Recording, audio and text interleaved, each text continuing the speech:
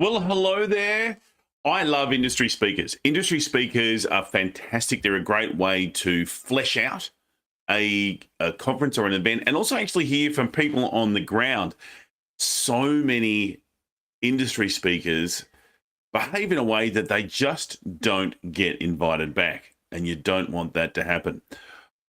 I'm Warwick Merry. I am the host of the Get Events Online show, and that's where you are. So let's get into things. Before we get too carried away, though, if you are watching on Facebook, just make sure that you hit the link. That there should be a link there in Facebook to click so I can actually see some comments. Should you choose to comment, I'd love you to comment. That would be fantastic. For those who haven't seen it, let me see if I can put that. Yeah, here we go. So if you are on Facebook, that's the link, chat.restream.io.facebook. All right. I don't know about you, but I love it when I get more business. And one of the great ways to get business as an industry is to speak at different events. Whether you're talking about yourself and building your own personal brand, whether you're building the brand of your organization, whether you're just getting in that know you part of the know you, like you, trust you approach, it's really important to do it well if you are going to do it.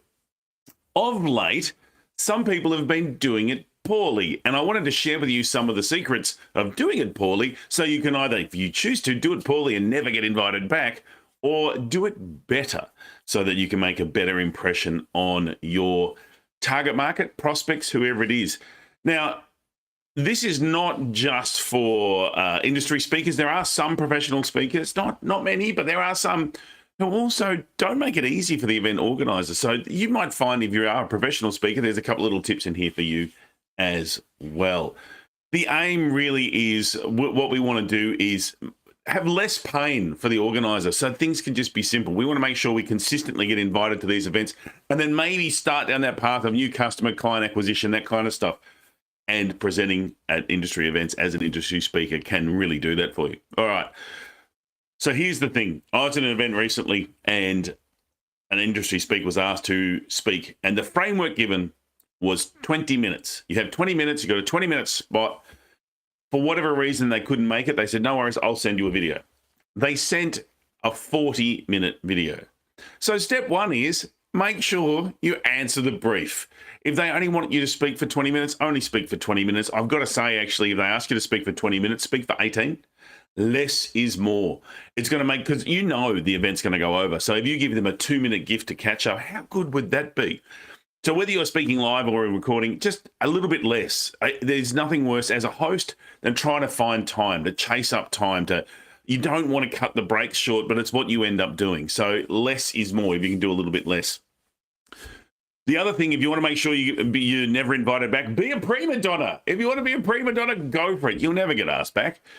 Be easy to deal with. If they're asking for certain information, give it to them, and give it to them when they ask for it, not last minute. I can't tell you the number of introductions that are handed to me as I'm about to go on stage and introduce someone. Or the event organizers, like, we've been asking for bios forever. An event last week, you look at the app or the website to find out a bit more about the presenter, and all it has is their title and their company. How hard is it to generate 50, 100 words? Cut and paste your LinkedIn profile. Like, seriously, it's not hard. They're asking for this information to make you better, to give your delegates something to look at and understand, who are you as a speaker? Why would I be interested? They're not asking you for it to make life hard for you. So give them the information when they ask for it. The other thing about not being a prima donna is, don't be asking for, luxury cars to pick you at the airport, and I must have, business class. Make it easy. If you want some of that stuff, organize it yourself and, pay for it yourself even.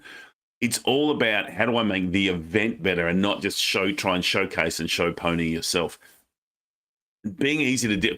I cannot tell you the number of times I've worked with an organizer and they've said, oh, you're hosting great, I don't need to worry about that. Because they've either seen me before, or they know that I'm easy to deal with, or they know that I'm going to help out. It's the same way, you always want to make best friends with the AV crew. Make it easy for them to do their job. Just, hey, can I help you test the audio? Do you want me up on stage to say something? Julian Mather, great guy. If you want to know about video stuff, Julian's your man.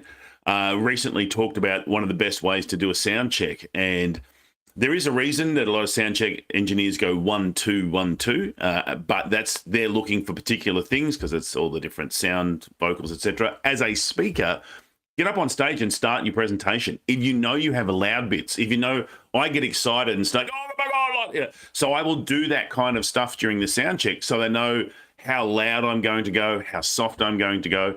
So make it easy for them to do your sound checks. I would always check, for me, ask, how's my battery level? Is that okay? Do we need to change our batteries in the break? So you just work out, how can you be easier to deal with? And losing that prima donna, because let's face it, everyone puts their pants on one leg at a time, unless you either don't have legs or only have one leg or 1.5 or whatever. You have a different number of legs, which is great. We love that for you. What other things can you do to make sure that you get invited back? Share your stuff on social media, and share others' stuff. So if you're at the event, if you are a speaker, make sure you're engaging with the other speakers and the sponsors. Take photos, share it on social media, use the hashtag. Be an ambassador for the event. It shows that you truly value the event, and it gives you better coverage throughout the industry. So, and if you can't get to do it on the day because you're busy networking or you're busy doing other stuff, spend the 5, 10, 15 minutes that night just jumping on the social media, whatever platform of choice you have where the event is. LinkedIn's always a good one. A lot of people on Twitter, whatever works.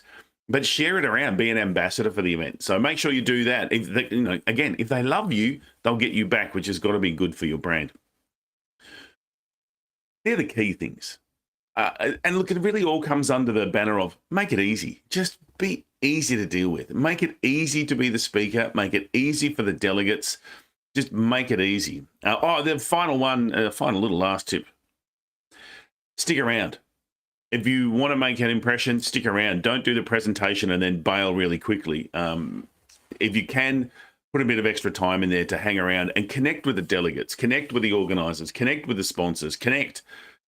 That's what you're there for. If you are just going to go and present and then take off really quick, send a video. Because your body's not going to be there, just send a video. Make it easy. All right, that's it. Just a few different ideas. Love to know, what are the things that annoy you about speakers, industry speakers, professional speakers? What is it that would make you think, I never want to book them again? At a recent event, we had someone who did a few of the things you shouldn't do. And I jokingly said to the organizer, oh, they won't get invited back. And the organizer said, damn right they won't, and was quite annoyed. So just make sure you're looking after the event organizer and looking after the event. That way, you're actually looking after your own brand. All right, thanks for being here. Look forward to your company next time.